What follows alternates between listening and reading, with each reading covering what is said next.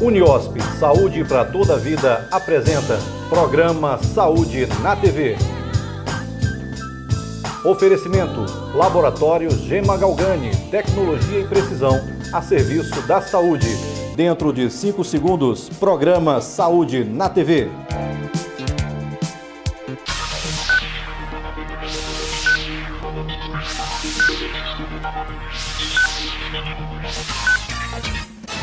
Bom dia, no Saúde da TV deste sábado você confere distúrbios do sono. Conheça alguns dos principais problemas que prejudicam a qualidade do sono.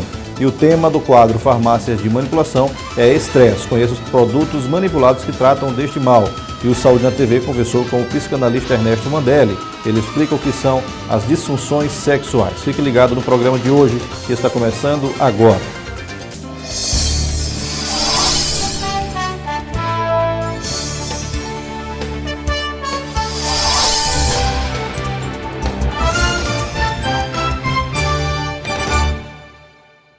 Uma pesquisa feita por cientistas noruegueses sugere que mulheres fumantes têm mais risco de desenvolver câncer de intestino que homens fumantes. Os pesquisadores analisaram os registros médicos de 600 mil pacientes e concluíram que a incidência da doença é 2 vezes maior entre mulheres que fumam.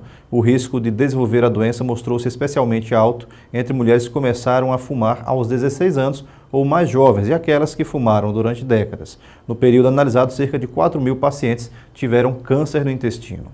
Você já observou como está a qualidade do seu sono? Insônia, ronco, apneia estão entre fatores que podem mudar a qualidade do seu sono. O Saúde apresenta agora a primeira parte da matéria especial Distúrbios do Sono. Quem fala do assunto é a neurologista Cristiane Conte e o cirurgião Márcio Moisés de Oliveira. Acompanhe. O ronco é um episódio constante na vida de muitos brasileiros e até motivo de piada.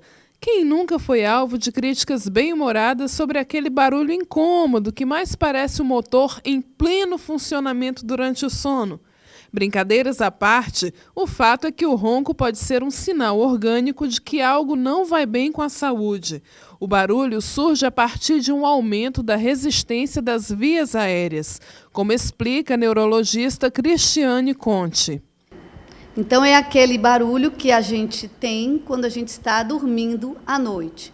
Mas isso quer dizer que o ar não está chegando direito aos seus pulmões. O ronco pode ser considerado normal quando a pessoa está dormindo em decúbito dorsal, isto é, de costas, por exemplo, porque a musculatura da garganta fica mais flácida e a língua cai um pouco para trás. Mas é classificado como patológico quando ocorrem grandes vibrações e ruído intenso. O ronco pode trazer várias consequências para a saúde. É uma doença bem mais divulgada hoje, que se chama Síndrome da apneia obstrutiva do sono, que é um problema sério de saúde pública, que acomete a população e que pode causar vários transtornos, inclusive, os piores deles, as doenças cardiovasculares. O ronco pode ser indicativo de qualquer patologia, por isso é importante que se consulte o médico, que vai identificar as causas reais do ruído. Quando o paciente apresenta ronco, ele deve ser avaliado por um especialista para que ele possa fazer os exames necessários para ver qual o sintoma do ronco dele. Se esse ronco é somente um ronco ou esse ronco já é uma apneia. Como eu falei, sendo uma apneia, esse paciente ele tem que ser tratado, porque senão ele pode desenvolver doenças cardiovasculares, como problemas de pressão alta, ligadas também a infarto agudo do miocárdio, acidente vascular cerebral, problemas de memória, esquecimento e até impotência sexual no homem já foi relatada com a apneia obstrutiva. O ronco pode ainda ser sintoma da síndrome da apneia obstrutiva do sono, doença que se caracteriza pela parada respiratória com duração de pelo menos 10 segundos nos adultos e 2 ou 3 segundos nas crianças durante o sono. A apneia quer dizer sem ar. Então, por algum momento, quando a pessoa está dormindo, o ar que ela respira, por algum tipo de obstrução, ele não consegue chegar no pulmão. E o nosso organismo não consegue se oxigenar direito. Então, ele tem que fazer um grande esforço para que o nosso organismo seja oxigenado. E esse esforço a mais causa um estresse no nosso organismo, desencadeando doenças. Um sinal de possível presença da apneia é um sono excessivo durante o dia, mesmo que se tenha dormido à noite. O principal sintoma da apneia obstrutiva do sono é a sonolência excessiva diurna. Então, a pessoa dorme, acha que dormiu muito, porque a apneia acha que tem muita quantidade e pouca qualidade. Então, ela fala, nossa, o apneico, ele senta e fala, eu dormi a noite, onde eu encosto eu durmo, mas o sono dele é um sono que ele não repousa. Então, ele acha que dorme e no dia seguinte ele vai trabalhar, ele vai se sentir sonolento, ele não vai conseguir executar as suas tarefas, ele vai ter vontade de dormir em qualquer lugar, ele vai passar por constrangimentos, porque ele vai a uma palestra, ele vai a uma aula, ele vai dormir. Então, este é o sintoma que a gente tem que ficar mais de olho, quando a pessoa acorda durante o dia e não se sente um sono refeito. Nos quadros mais leves de ronco e apneia, controlar os fatores de risco e a posição de dormir pode ser uma forma eficaz de tratamento. O tratamento, ele existe em medidas para melhorar. A gente sabe que 80% das apneias elas estão ligadas, muitas vezes, à obesidade, à síndrome metabólica, o paciente obeso, e também ela está relacionada à má formação crâniofacial. Então, o paciente tem que fazer a sua avaliação médica para a gente ver qual é a situação do paciente e saber qual a melhor indicação de tratamento. No caso do paciente obeso, ele vai se beneficiar emagrecendo, fazendo atividades físicas e usando um aparelho que nós chamamos de CPAP, que é um aparelho que o paciente dorme à noite e ele faz com que a via aérea dele seja aberta e faça com que ele seja oxigenado a noite toda, ou, em alguns casos, um aparelho de reposicionamento mandibular, feito por um dentista, também com o intuito de aumentar a via aérea e esse paciente conseguir respirar melhor. Uma série de medidas deve ser tomada para evitar esse desconforto noturno. É a higiene do sono. São as medidas que são feitas para que nós possamos ter uma boa noite de sono. Então, o que compreende uma higiene do sono? Você sempre dormir e acordar no mesmo horário, você não comer muito perto da hora de dormir, você não fazer grandes atividades físicas perto da hora de dormir. Inclusive, no dia de hoje, o computador tem sido um grande problema para o sono por causa dos estímulos de luz. Você procurar fazer atividade física durante o dia, não fumar.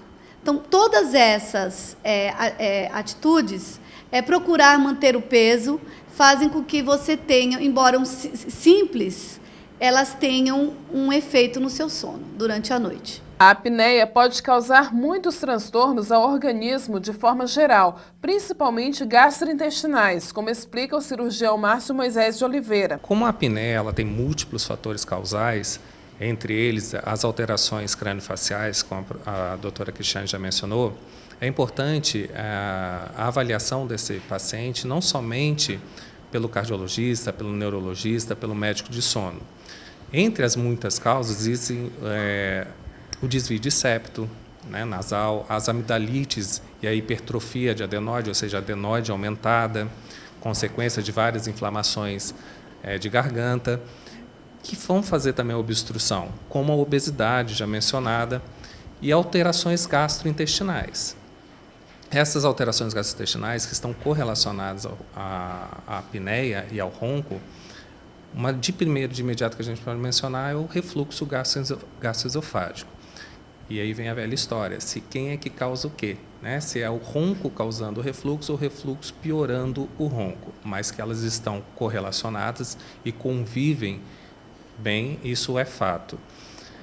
Além disso, nós temos que pensar que o ronco, como um sintoma da apneia, que vai fazer essa pressão maior na caixa torácica, ou seja, dentro do seu tórax, fazendo com que o seu coração trabalhe mais, advindo aí as doenças cardiovasculares, também existem alterações químicas, de fatores inflamatórios ou fatores que alteram a sua saciedade. Então, isso predispõe a você a comer coisas que engordam mais, favorecendo a obesidade. Então, a obesidade ela entra com um duplo sintoma aí, né? Ela vai tanto gerar a apneia, como a apneia vai piorar a sua obesidade. E associada a essa obesidade, você também tem alterações em relação à atuação da insulina no seu corpo, que é um hormônio que é necessário para controlar o açúcar no nosso sangue. Então, a diabetes também é uma consequência da apneia.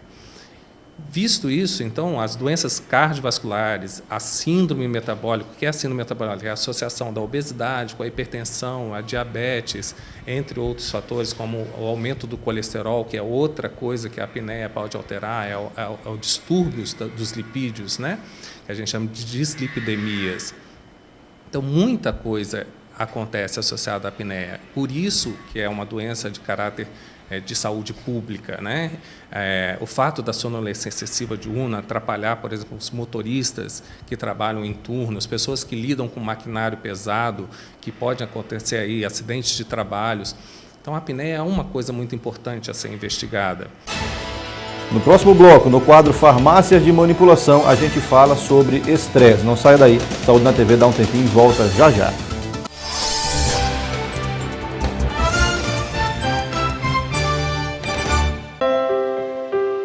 Família, ainda não inventaram nada melhor pra gente se sentir completo, protegido.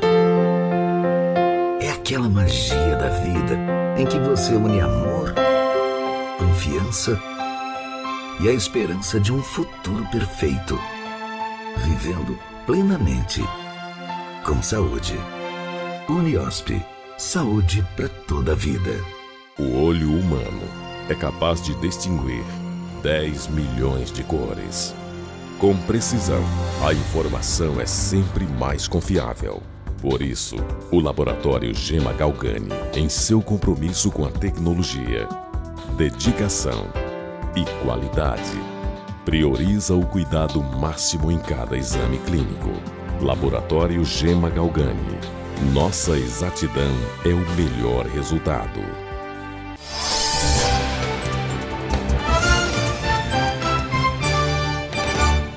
A Prefeitura de Ribamar anunciou na última semana um seletivo para agentes de saúde. Em reunião de trabalho realizada no início da semana, o prefeito de São José de Ribamar, Gil Coutrin, anunciou a realização nos próximos meses de seletivo, no qual serão oferecidas 37 vagas para os 2 cargos. A Prefeitura oferecerá 30 vagas para agentes comunitários de saúde e 7 para o cargo de agente de combate a endemias, além das vagas para cadastro de reserva para os 2 cargos. Mais detalhes sobre o seletivo serão divulgados tão logo o edital esteja pronto. Na ocasião, também foi anunciada a concessão de reajuste salarial para os agentes comunitários de saúde e agentes de combate a endemias do município. Foi prorrogado o prazo de inscrições para o curso de capacitação em saúde mental. A coordenação dos cursos da área de saúde mental da UNASUS, UFMA e a Pró-Reitoria de Extensão da Universidade Federal prorrogaram para o dia 8 de maio as inscrições para o processo de seleção dos candidatos à primeira turma do curso de capacitação em saúde mental. Poderão fazer as inscrições todos os profissionais da área de saúde que atuam nos centros de atenção psicossocial, nas estratégias de saúde da família, nos núcleos de apoio à saúde da família e nos demais dispositivos da rede assistencial à saúde mental do SUS. Estresse, como identificar e como combatê-lo? Este é o assunto do nosso quadro Farmácias de Manipulação. A farmacêutica Ligiane Xan apresenta produtos para combater este mal. Confira agora na nossa reportagem. A correria do dia a dia, típica dos tempos pós-modernos, tem afetado a população, tanto de grandes centros urbanos como de cidades relativamente menores. Todos os afazeres são feitos na pressa dos compromissos inadiáveis e, por isso, as pessoas acabam dormindo mal, comendo mal e deixando cada vez mais para trás o compromisso com a qualidade de vida.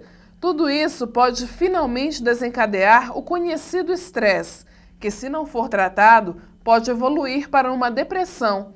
A falta de tempo para exercícios físicos, uma má alimentação e mesmo o acúmulo de tarefas geram mau humor, dores de cabeça e estômago, sintomas que são comuns para o desencadeamento e piora do quadro de estresse.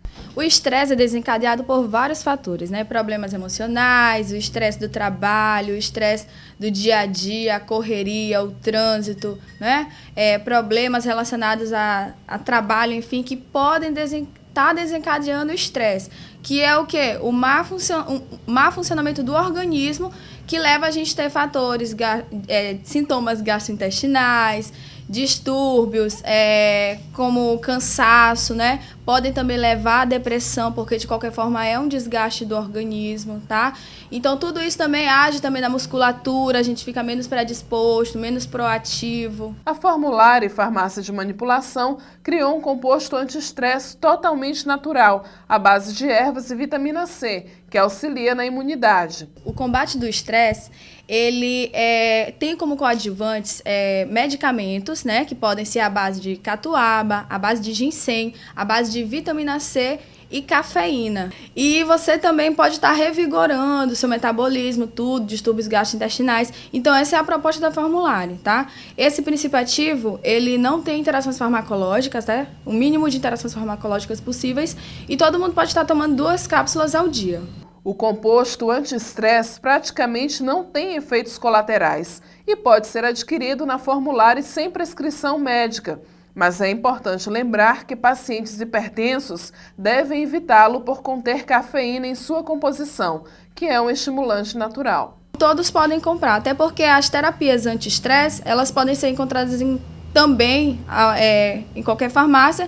E o nosso é essencial porque também, além do estresse, vai também melhorar a imunidade do paciente. No próximo bloco, saiba mais sobre disfunções sexuais. A gente volta já depois do intervalo.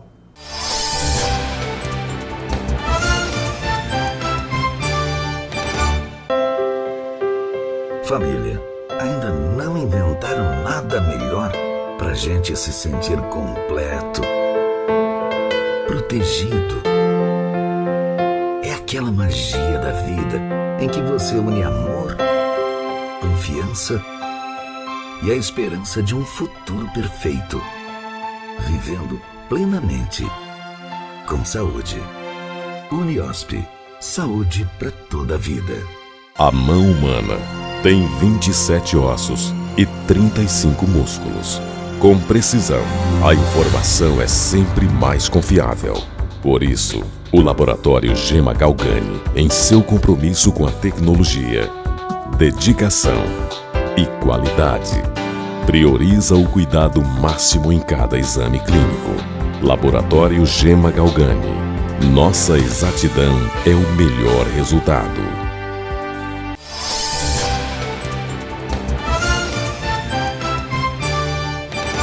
O setor de emergência do Instituto de Puericultura e Pediatria Martagão Gesteira, ligado à Universidade Federal do Rio de Janeiro, está fechado desde o dia 26 de abril por falta de médicos e de material hospitalar.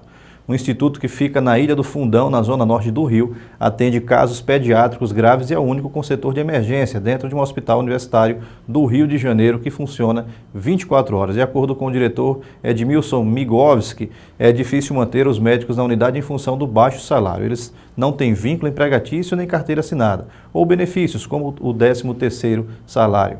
Sobre a falta de suprimentos, Migovski informou que há 2 meses uma mudança no critério de compras criou uma dificuldade no processo de aquisição de medicamentos e insumos. Segundo ele, faltam funcionários do setor administrativo para cuidar dos trâmites das licitações, já que muitos deixaram a unidade por diversos motivos e não houve a reposição do pessoal. Em nota, o reitor da Universidade Federal do Rio de Janeiro, Carlos Levi, disse que a universidade está disponibilizando apoio à direção do instituto para que promova as ações necessárias a fim de que o setor seja reaberto no prazo mais breve possível. Segundo Levi, a reitoria e o instituto vão organizar uma força-tarefa formada por servidores de outros setores da universidade, com o objetivo de reforçar a estrutura de compras do hospital.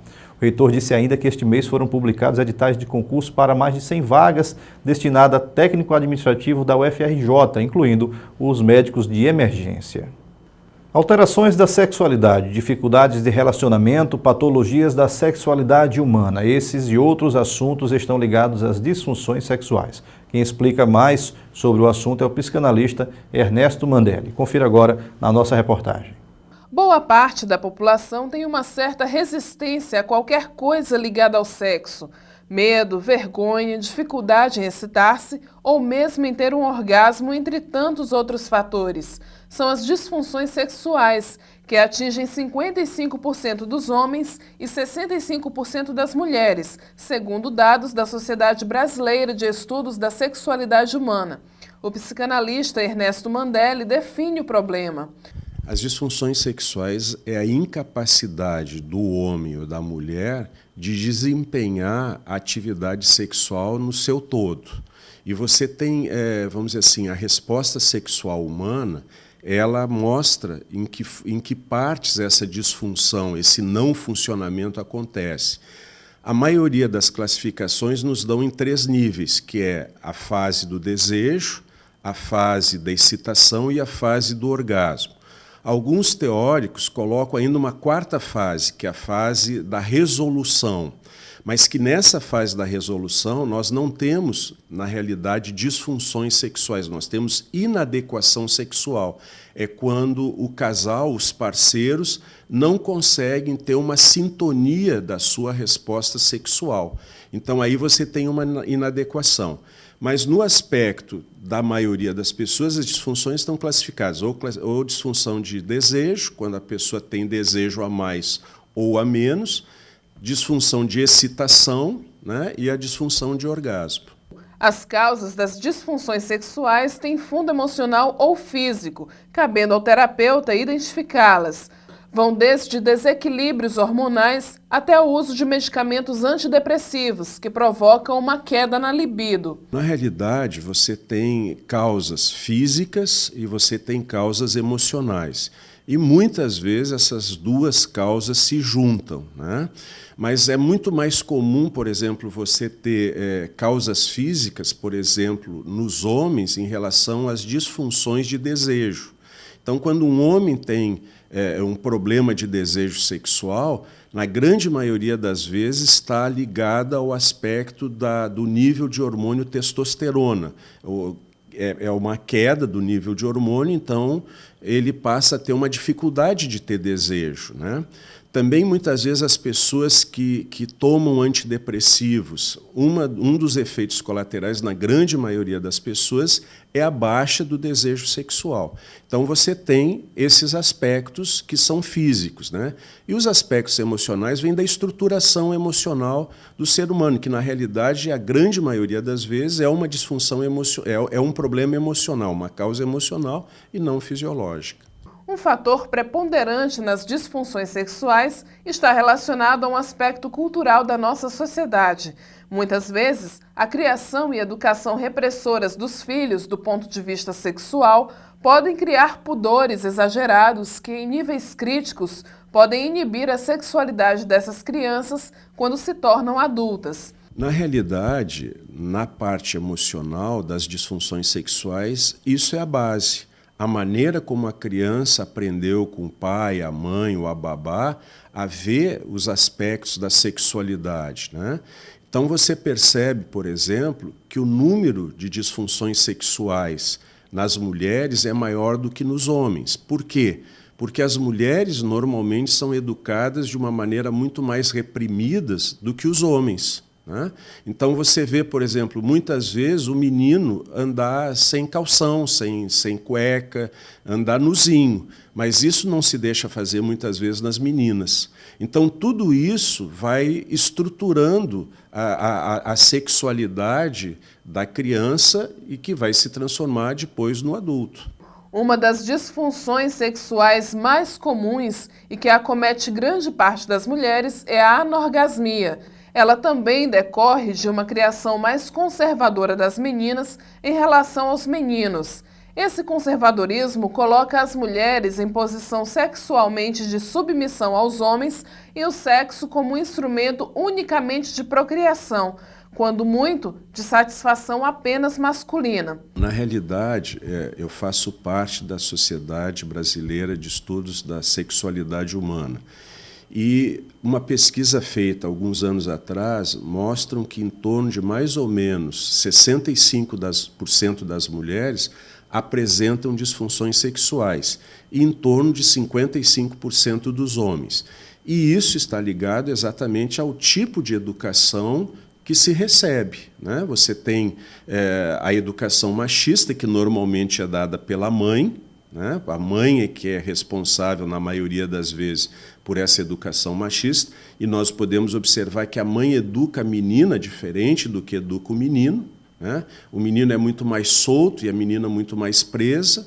Então, isso tudo colabora para que o número de disfunções sexuais sejam maiores. Como diferenciar? A disfunção sexual feminina é aquela que acontece nas mulheres e a masculina que acontece nos homens. Mas todos, tanto homens quanto mulheres, têm disfunções na fase do desejo, da excitação e do orgasmo. As mulheres, que são a maior parte da população atingida pelas disfunções sexuais, devem procurar primeiro a ajuda de um ginecologista, que pode identificar possíveis causas orgânicas do problema. Ao mesmo tempo, é fundamental o tratamento com um terapeuta, que pode ser um psicanalista ou psicólogo, preferencialmente credenciado junto à Sociedade Brasileira de Estudos da Sexualidade Humana. É a dificuldade da pessoa ter orgasmo, né? Isso é muito mais comum nas mulheres do que nos homens, né? Por quê? Porque nas mulheres nós temos esse aspecto ligado à parte, vamos dizer assim, de educação. Então, a mulher é muito mais reprimida e ela, na fase adulta, ao ser reprimida emocionalmente e sexualmente quando criança, o que acontece? Ela passa a ter dificuldade de se permitir o prazer. Então, a primeira fase que Freud nos disse quando ele classificou, né, a sexualidade infantil é exatamente a fase em que a pessoa se toca, né? Então, no primeiro momento, né, no primeiro ano de idade, nós temos o prazer ligado à boca, a fase oral. Depois, nós temos ao controle dos esfíncteres, né, que são a fase anal. E, a partir dos 3 anos de idade, a predominância do aspecto fálico, né, dos genitais. Então, a criança se toca nos seus genitais sentindo prazer. É óbvio que ela não consegue ter orgasmo, porque nós só vamos ter orgasmo a partir do momento em que nós amadurecemos sexualmente de forma fisiológica. Então, à medida que os caracteres sexuais secundários aparecerem, como barba, a menstruação nas meninas, né, barba nos meninos, o engrossamento da voz, então aí nós adquirimos fisiologicamente a capacidade de ter um orgasmo. Antes disso não é possível. Então, por isso que muitas vezes o abuso sexual de criança é um problema sério. Por quê? Porque a criança se excita, mas ela não consegue descarregar esse excesso de excitação. E quando ocorre brincadeiras sexuais entre crianças, né, não há esse excesso de excitação, porque daqui a pouco os dois perdem o interesse e vão brincar de outra coisa.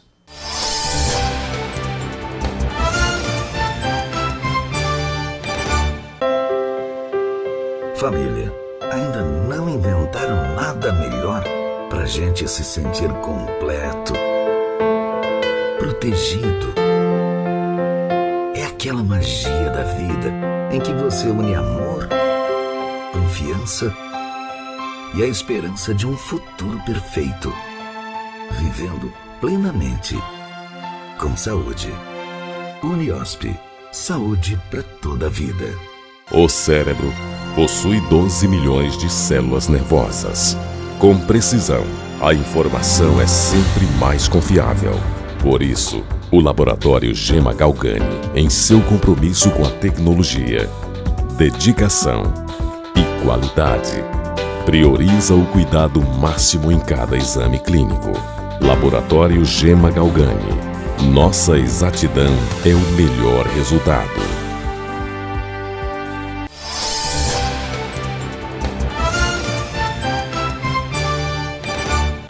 E o Saúde na TV de hoje está acabando agora. Fique à vontade, dê sugestões para as nossas reportagens, dicas ou qualquer tipo de informação entrando em contato com a nossa produção através dos números que aparecem aqui na sua tela. A todos vocês que nos acompanharam até agora, muito obrigado e a gente tem um encontro marcado no próximo sábado aqui mesmo, às 7:55 da manhã. Até lá, tchau!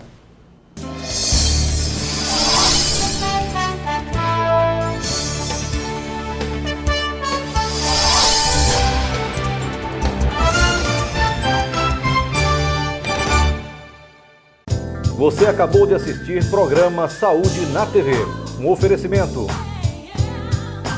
Uniosp, saúde para toda a vida. Laboratório Gema Galgani, tecnologia e precisão a serviço da saúde.